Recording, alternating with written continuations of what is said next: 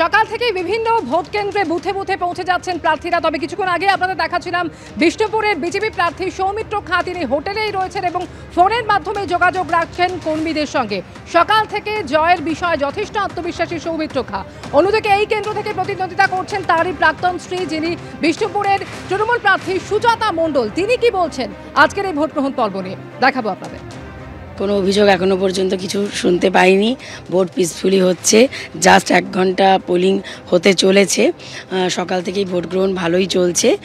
2-1টা machine খারাপ আছে, সেটা তো প্রশাসনের ব্যাপার, সেটা চেঞ্জ করে দেওয়া হচ্ছে।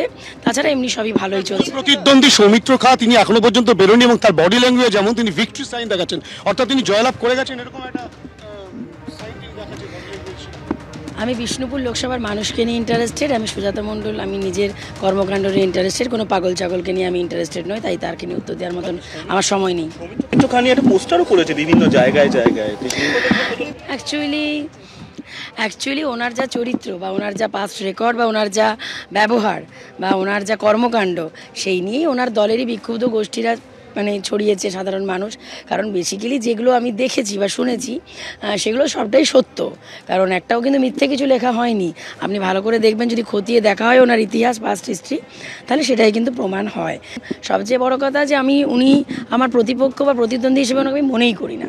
কারণ উনি বিগত 10 বছর সাংসদ থেকেও, 5 বছর কেন্দ্রীয় সরকার বিজেপি সাংসদ থেকেও উনি এই বিষ্ণুপুর লোকসভার মানুষের জন্য কোনো কাজ করেননি, কোনো উন্নয়ন করেননি, মানুষের পাশে দাঁড়াননি। এবং কি জানেন, করোনার সময় পর্যন্ত যখন আমি বলেছিলাম যে এই সময় বিষ্ণুপুর লোকসভার মানুষের পাশে থাকা দরকার দিল্লিতে না থেকে, অথচ উনি তখন বলেছিলেন না না আমি যাব না, আমি কি চাইবো যে আমার করোনা হয়ে যাক। তো উনি কর্মীদের ফোন ধরেন না, মানুষের চরম প্রয়োজনে পাশে থাকেন না। সেই লোককে আপনি নিশ্চিত জেনে রাখুন, বিষ্ণুপুর লোকসভার মানুষ এবার ওনাকে ভোট বাক্সে গণতন্ত্রের মাধ্যমে জবাব দিয়ে গোহারান হারিয়ে বিষ্ণুপুর লোকসভা থেকে এবং রাজনীতির মানচিত্র থেকে বিদায় দেন। সকাল থেকে শুরু হয়েছে 6ষ্ঠ দফা ভোট গ্রহণ। রাজ্যের 8 কেন্দ্রে ভোট গ্রহণ চলছে সকাল থেকে। ইতিমধ্যে আপনারা জানেন 919 কোম্পানি কেন্দ্রীয় বাহিনী মোতায়েন করা হয়েছে। যদিও এর মধ্যে একাধিক জায়গা থেকে উত্তেজনার খবর আসছে আমাদের কাছে, এবং যে বড় খবরগুলির দিকে সকাল থেকে আমাদের নজর রয়েছে তার মধ্যে প্রথমেই মহিষাদলের খবর, যেখানে তৃণমূল নেতা শেখ মইবুল তিনি খুন হয়ে গিয়েছেন। ধারালো অস্ত্র দিয়ে কুপিয়ে খুনের ঘটনা ঘটেছে সেখানে, এবং সেই ঘটনায় ইতিমধ্যেই অ্যাকশন টেকেন রিপোর্ট চেয়ে পাঠিয়েছে নির্বাচন কমিশন।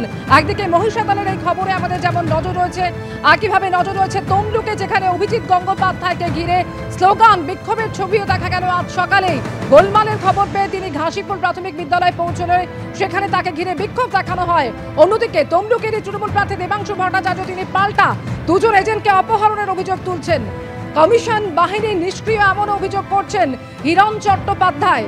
একই সঙ্গে কর্মীদের বাড়ি ভাঙচুর পুলিশের এমনই অভিযোগ করেছেন মেদিনীপুরের বিজেপি প্রার্থী অগ্নিমিত্রা পাল।